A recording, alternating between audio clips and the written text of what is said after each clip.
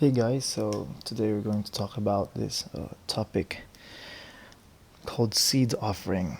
And the reason why I want to talk about this is because I have been to many cheerful giving conferences in the Philippines where the highlight, of course, of those conferences is first fruits giving. But that is another topic for another video. But today, in those conferences, there's something that we don't really uh, give enough attention to. And yes, there are those first fruits offering, tithes, and offering they teach, but there's one kind of offering that they teach as well, which is called seed offering. Now, what is this seed offering?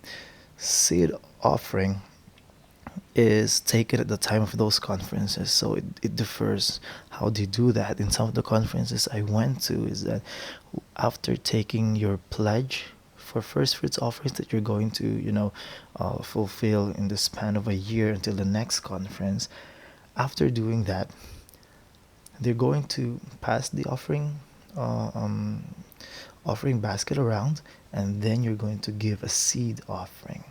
Now, basically, the seed offering is planting a seed in order to be blessed. So it's basically planting a seed so that you're going to yield fruit. Since what you planted is money, then what you're going to reap is money, so that God can bless you and help you fulfill the commitments you gave.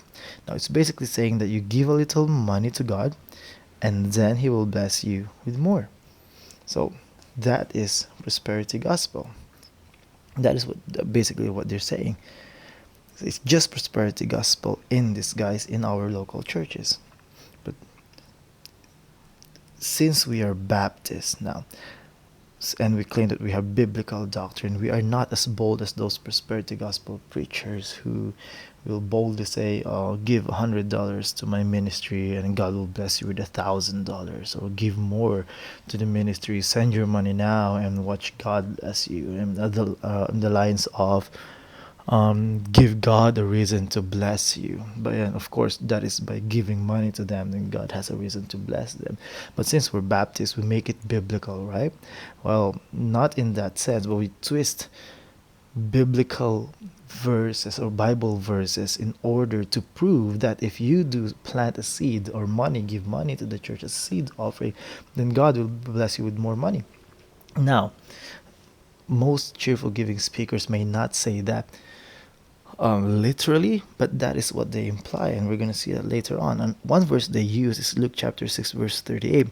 Give, and it shall be given unto you, good measure, pressed down and shaken together, and running over shall men give into your bosom.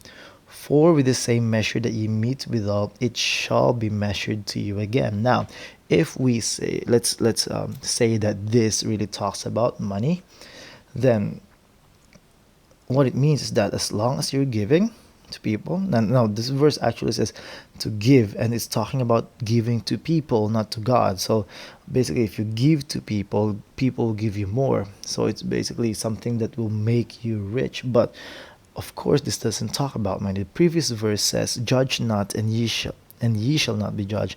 Condemn not, and ye shall not be condemned. Forgive, and ye shall be forgiven." Luke 6:30 talks about your attitude towards people, that what you do to them, they're gonna do the same thing right back. And this is a principle that Christ taught during his earthly ministry. And this is not talking about giving money and then receiving more money in return, because you can hear preachers say that give more in order to receive more. That cannot be found in the Bible, because if it's true, if this verse really talks about money, then we can easily say that Christ himself and even his apostles, especially the apostle Paul, were not givers. Why? Because they were poor. They remained poor. And that means, if we apply this verse to money, that means that they were not givers themselves. They're not applying this principle themselves. What did Matthew 8:20 say? And Jesus saith unto him, Foxes have holes, and birds of the air have nests, but the Son of Man hath not where to lay his head. So Christ is stating that he was poor during his earthly ministry. So that means if he was, then he must not have been a giver. He was preaching and telling people to give in order to receive more, but he's not doing it himself. So what does that make him? This is not me preaching. This is just going by the logic of these prosperity gospel preachers. First Corinthians chapter 4 verse 10 to 11 says, "We are fools," and this is the apostle Paul talking, "for Christ's sake, but ye are wise in Christ. We are weak, but ye are strong. Ye are honorable, but we are despised.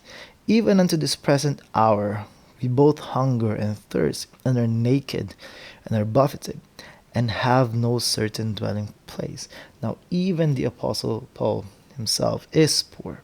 So then, he must not have planted a lot of seed during his time. Another verse they use is Jesus said, Matthew 17:20, "And Jesus said unto them, Because of your unbelief, for verily I say unto you, if ye have faith as a grain of a mustard seed, ye shall say unto this mountain, Remove hence unto yonder place, and it shall remove, and nothing shall be impossible unto you." I don't know for the life of me how they think that this talks about seed offering, because it doesn't talk about money at all. Maybe it's because it has the word seed in it, that's why they say that, but it doesn't talk about money. It's not applicable. Mark 10:29 says, and another verse they use until verse 30 says here, "And Jesus answered and said, Verily I say unto you, there is no man that hath left house or brethren or sister or father or mother or wife or children or lands for my sake and the gospel." So now, prosperity gospel preachers or these cheerful giving speakers will say that if people are sacrificing, leaving their family. All right, so they're gonna apply it to finances. If you sacrifice financially, you give to the church financially, give your money. What is the promise of God? He shall receive 100-fold now in this time. So if you plant a seed, you sacrifice, you give sacrificially to the Lord, then He's going to return it 100-fold, right? Houses and brethren and sisters and mothers and children and lands with persecutions, and in the world to come eternal life. Now what you're going to say is that if you give money, God is really going to give it back 100-fold. So you give $100 right now, then it's going to be multiplied. But we know it doesn't talk about money. They say that, of course, if we take it literally, you will not really have 100 brethren or more than 100 sisters or mothers.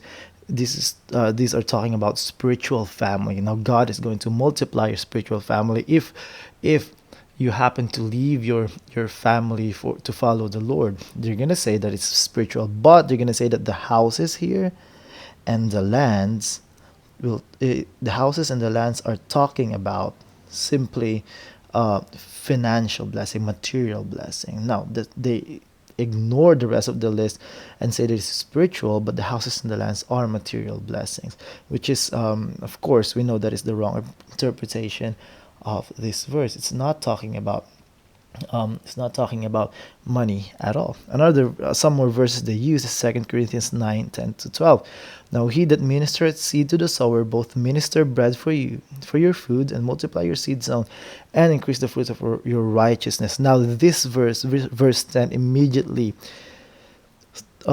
disproves what these cheerful giving preachers say, that give more in order to receive more. Why? Because it's the other way around. Now Christ is the one, God is the one who is giving us the seed in order to be a blessing. So we give because we receive. So we don't give and then receive. Christ is the first one who's giving. So what did the verse say? "Being enriched in everything to all bountifulness, which causeth through us thanksgiving to God.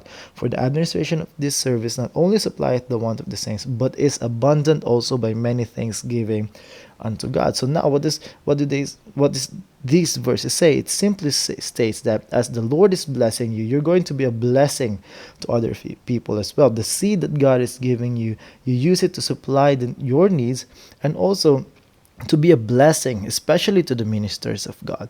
And as you continue on doing this, now God is going to continue to give you seed to do that. But he doesn't promise here that He's going to give you more money and make you rich. Again, going back again to Christ and His apostles as an example. But instead, what God is going to bless you with is to increase the fruits of your righteousness, spiritual blessing. not material blessing. And you're going to be abundant, but not in your bank account, but in your thanksgiving to God. All of these talks about spiritual blessing and not material blessing, because these cheerful giving speakers will always, though they don't say it literally, but they will make you think in the way they explain, the way they preach, that blessing is money, that blessing is riches in this world, that is the main form of blessing. How can I say that? Simply because if you have attended these cheerful giving conferences, just like multimedia level marketing events, they're going to call on people to give their testimony on how God blessed them. And of course, they're going to call millionaires, they're going to call CEOs, they're going to call lawyers, they're going to call doctors, people who have money.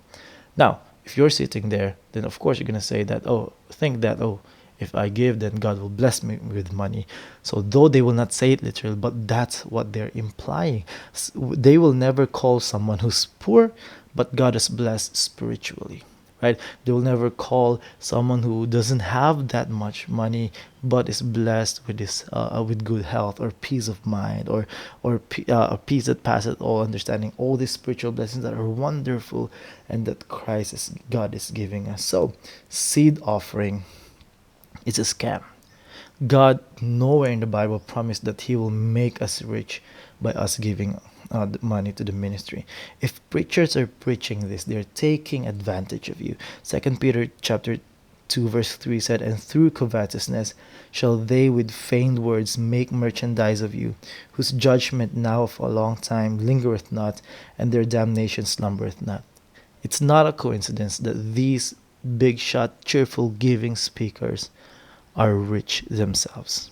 They're using the Bible, twisting it in order to enrich themselves. And hopefully that we have a testing mindset, and that we look through the scriptures, not just take their word for it, but also, of course, studying the Bible and checking if it's really true.